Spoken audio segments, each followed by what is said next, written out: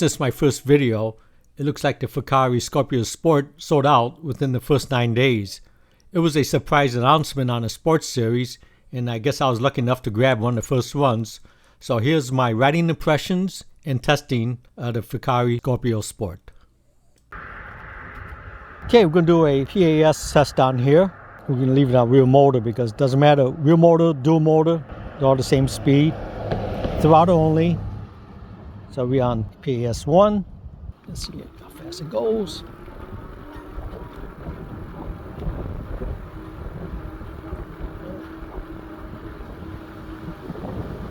Looks like right around 9 miles per hour. So right between those two. It's level 2. Usually it's right around 14.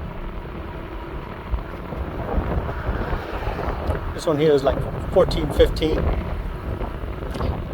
I like this crossbar here. You can put your leg on it and, rest your leg. Okay, 3.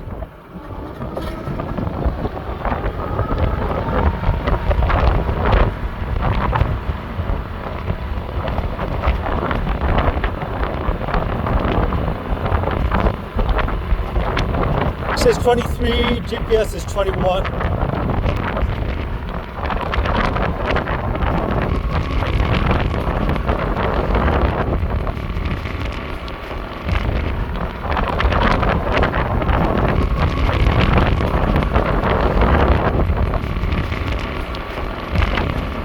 It's like 24 miles per hour. So 1 and 2 is pretty nice, 3 or 4 miles per hour difference. That's nice, but from 2 to 3, it looks like it's a pretty big jump. From 14, 15 to like 21, 22. I wish it was like 4 mile per hour increments, then it's pretty nice and varying your speed. Because 1 and 2 is nice for pedaling, but when you're on 3, you got to be on gear level 7. You're going to be pedaling pretty hard to keep up from ghost pedaling. So, just my observation.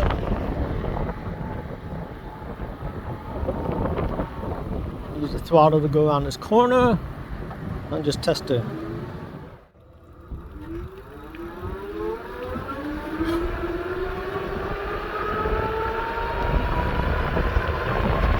Okay, it's accurate up to 23 miles per hour, and then it becomes 2 miles per hour higher than GPS.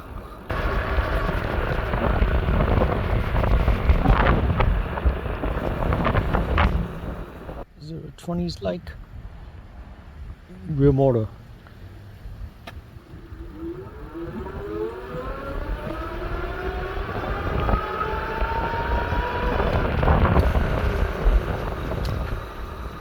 Good brakes. Let's put on dual motor.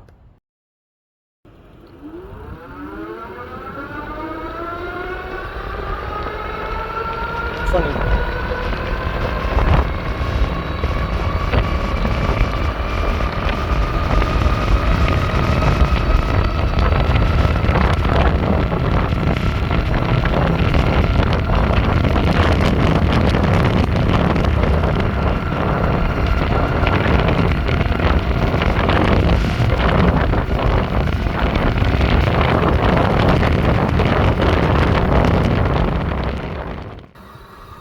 That's 31 miles per hour going into the wind. It's kind of windy out because of that Hurricane Helena, so we probably do that 32 max speed. I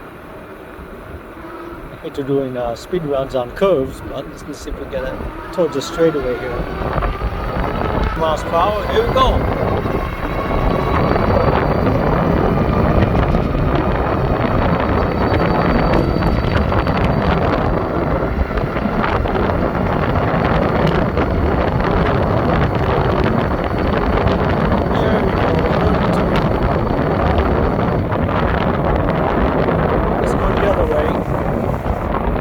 Windy though, it's a crosswind, but we get 32 and that's what they says this is supposed to do. So it's not bad for this bike. We're talking about an 85-pound bike here, right? One thing good about going at high speed like this, it's really controlled. I mean, the bumps are damped, pretty much dusk out, which is good. I can see both display real nice and clear. This bike not only is it cushy, but beyond cushy, it's plush. like you don't feel the sharp jabs of the imperfections on the road. It's just like you just roll right over it. And then actually, you know, if I stiffen up the suspension, locked out the front forks, and stiffen up the spring, I could probably get up probably another couple miles per hour, because when you have a soft suspension like this, you lose a lot of power. You're not putting down 100% of your power to the ground, so losing a bit there. And I believe if I pedal and I help it along, I probably gain another 1 or 2 miles per hour. So it probably has a potential going up to 35 miles per hour. Okay, we're gonna do a 17 to 30 sprint test. PSA 5 dual motor. Now we know the speedometer is a couple miles per hour off, above 22 miles per hour, so we're going to wait toward to hit 32 on this speedometer. So we get up to 17 and count it down.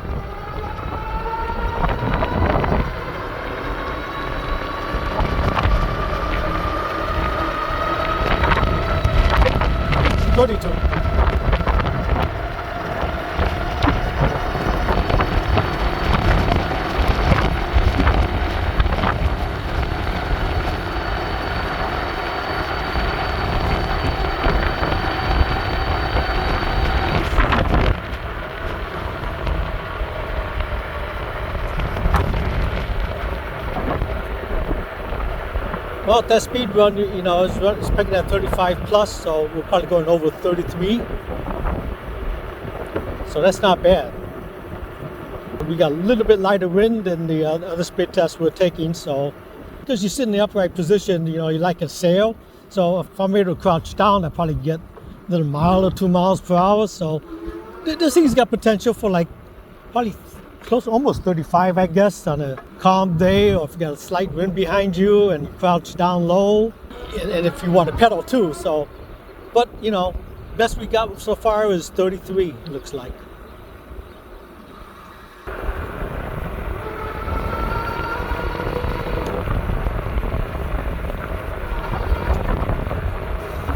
Good brakes. Water response is pretty instant. There's no delay.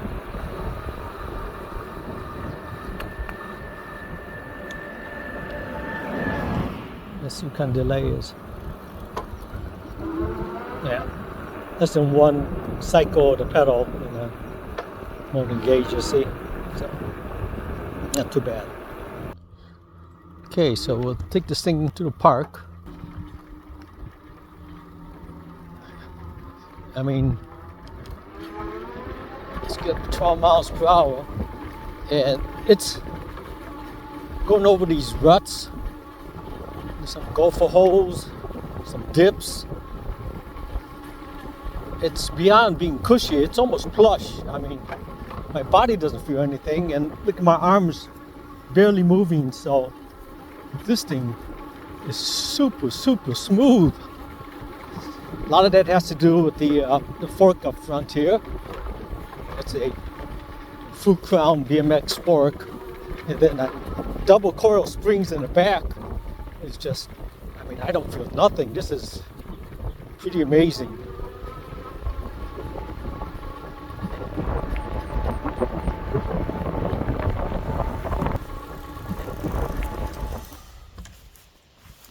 You can see how much it moved.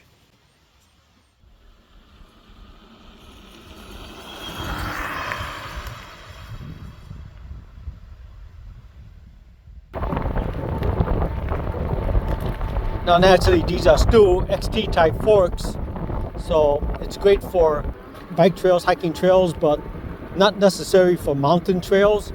You're going to need a more heavier duty fork like Enduro fork. So you can see I'm hitting the ruts or anything I hit, and I don't even feel nothing. Probably the smoothest bike I've ever been on. You can see we're going up a hill now. This hill is, I'd say, about 20 degrees. You know, PSA 2, my cadence is 1, 2, 1, 2, 1, 2. It's about 12.8 miles per hour. And I'm still, same cadence. I'm going into a little headwind here. And you can see there's no drop off in miles. I'm going over the top, and you can see the speed picks up.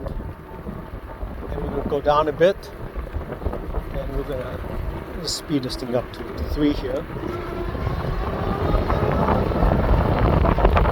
And this thing hugs the corners really good, so you can lean on this and not worry too much. Let me go back on my cadence again. 1, 2, 1, 2, 1, 2. So just, in fact, you can see how maneuverable this bike is. Really maneuverable. But then 20-inch wheels, you expect that. But you know, this is a heavy bike too, but once it's moving, it's pretty light. Ooh, it's a big bump and I barely felt that.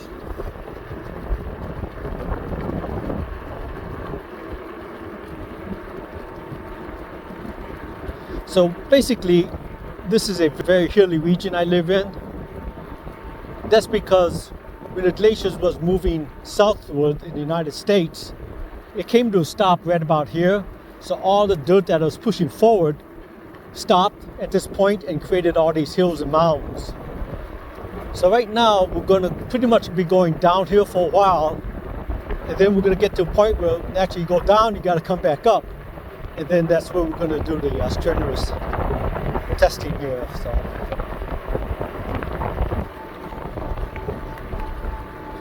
you can see we're going up a hill now. So this is where we're going to start the upward climb up the hills back up to the level that we were before. You can see how steep this hill is.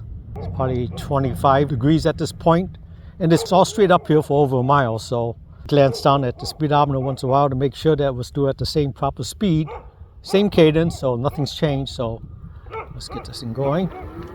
Now here we go. 1, 2, 1, 2. You feel the motor give me a push, so I get up to my 13 mile per hour speed. 1, 2, 1, 2, 1, 2, 1, 2, 1, 2. And you can see no problem. Speed hasn't dropped off a bit. So looks like it's going to keep us at 13.5 miles per hour. And this is completely uphill. There's no downhills at all. Still. Okay, we're going to come to a plateau here, and then you can see we're going to go up. Looks like about 20 degrees, I'll say.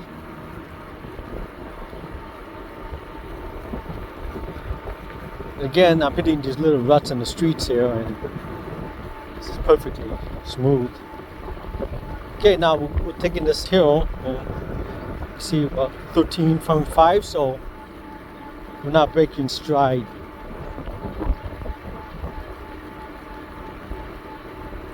So this bike is handling it pretty good. It's got 750 watts, I guess, a peak of 1200.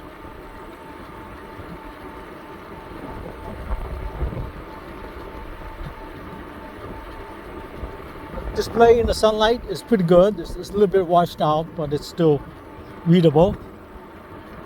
Okay, now we'll get to the more serious type hills. You know, this is where we start to approach 30% at times. It's not all the time, but at times. Oh, look at this right here. See that? Still 13.5 miles per hour. This is pretty steep part here. 25% plus, I believe.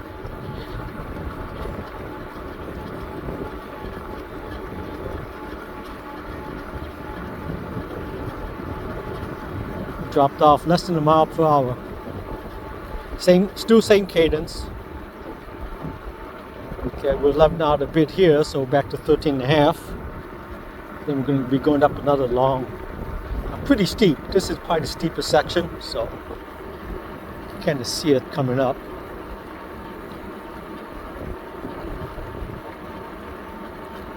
Trying to hit all the ruts for you, and I don't think you're going to see the camera move too much. Okay, we're going up the steep portion here. Looks like the motor's giving me the extra juice because it didn't drop at this time. Now, as you know, as you can tell, this is a very solid bike. Fucare redesigned the whole bike itself. They wanted a bike that's going to be durable and reliable.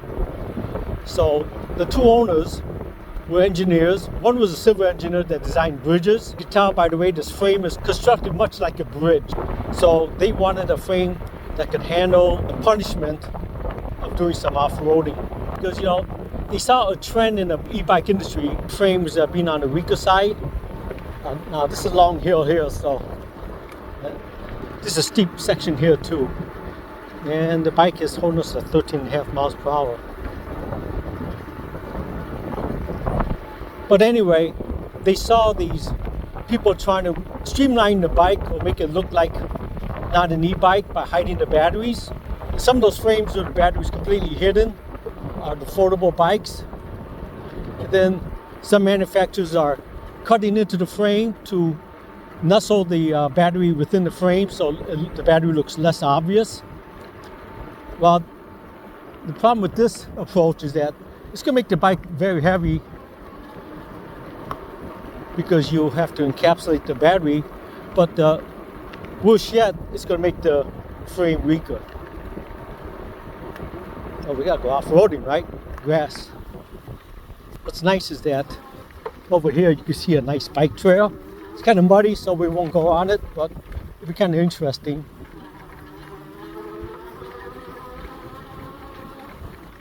Well, anyway, they saw that the current trend in bike frames are actually making the bike frames weaker.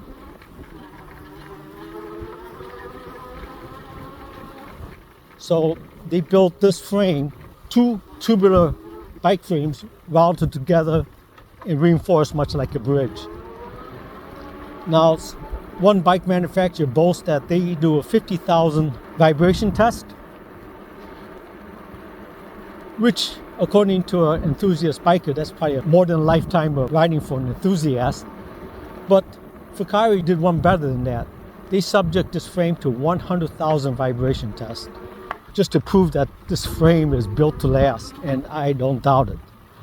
Naturally, the bike is heavier because of it. This bike does 85 pounds with the battery, so you know, a 20-inch bike, you figure that it should be lighter, but it's actually a little on the heavy side. Not super heavy, but a little bit on the heavier side because of the way this frame is built. As far as components, this bike is listed on the UL website, so certified.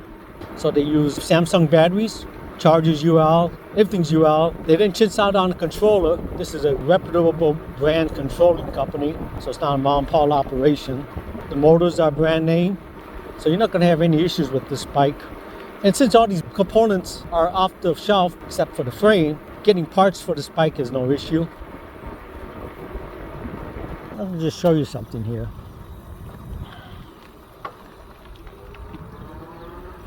Can you see that?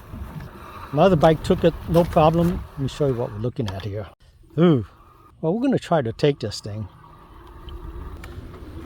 Okay, so stay on rear motor, and I want to go face the hill. Okay, you see what I'm dealing with? Okay, let's go.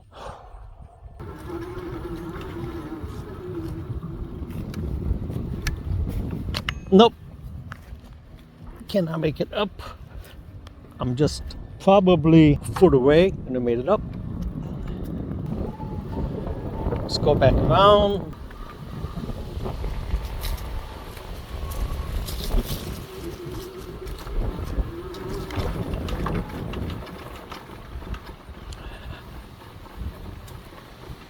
Okay, we'll line it up again.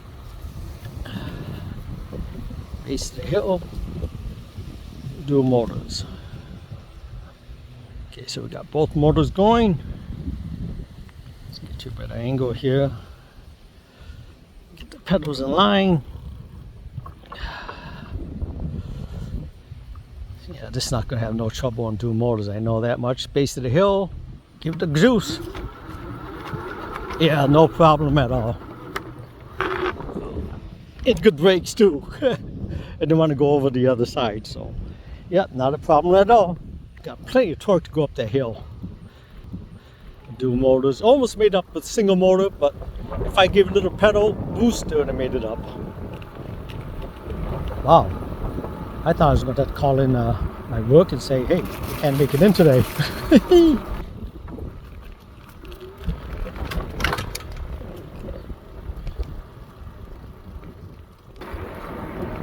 But I like how this bike rides.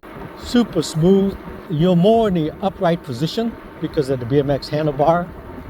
So it's more of a commuter style, if that's the style that you want.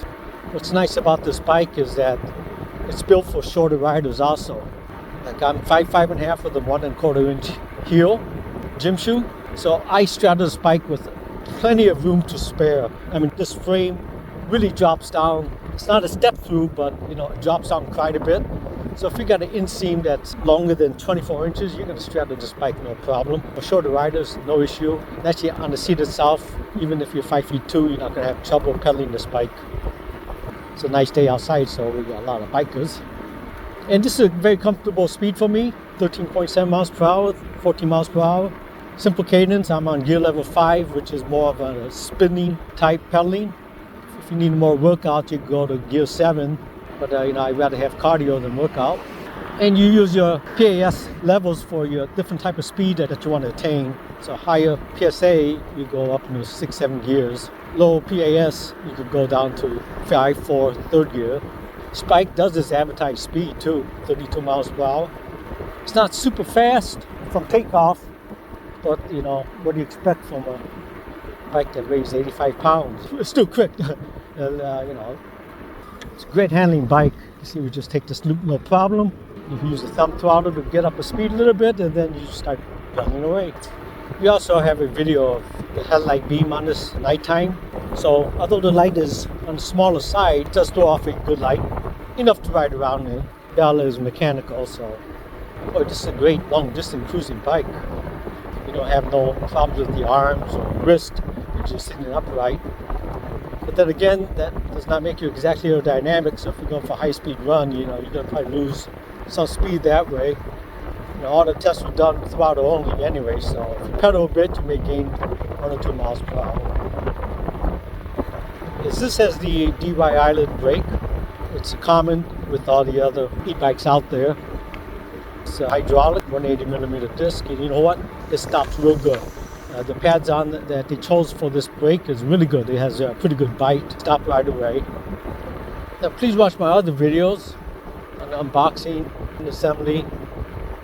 I'll give you some hints on the bike itself. The display gives you a lot of information, so watch that.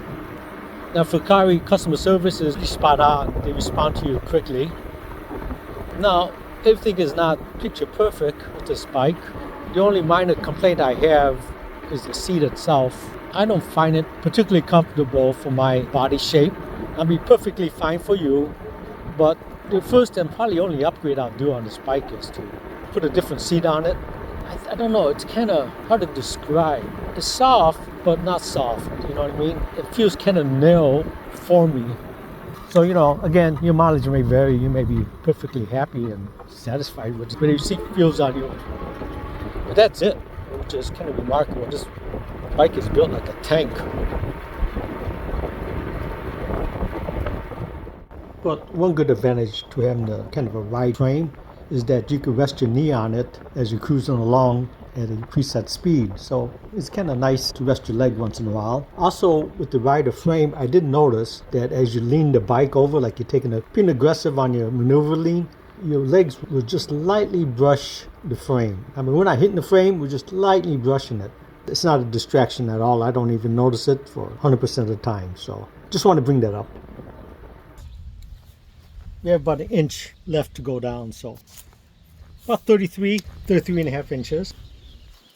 Seat height to the pedal, you could drop down almost another inch, so 29 inches.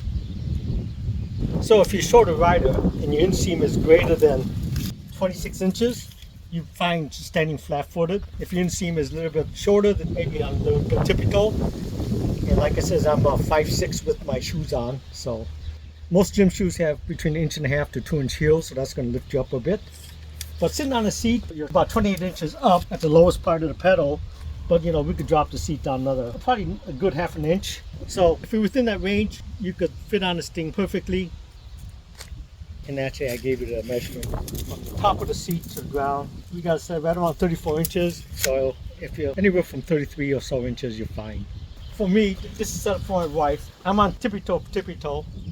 But I don't have the greatest inseam in the world either. I'm about 25 to 26, 25 to 26, so I'm able to balance the bike on tippy toes. So I think this will give you insight, if you're a shorter rider, how this bike will fit you. The way this bar slopes down, and if it's just about any person, let's see, 5 feet 2 above, no problem. If you're shorter, maybe on tippy toe. Hey, just a quick fun poll. Which tire do you like better? The Fucare Scorpio Sport with the fender and rack, or the Fucare Scorpio Sport without the fender and rack? Without the fender and rack, it looks a little more aggressive and mean looking, but comment on a section below on which tire you prefer. I do have an affiliate link, so if you're interested in purchasing this bike after watching my videos, please use the link. By doing so, it costs you nothing. Fucare will kick me a few bucks to help support this channel, and you're going to get a great bike in the process. So I hope you found this video informative. Please click the like button. When you have a chance, please subscribe. Most of all, thank you for watching.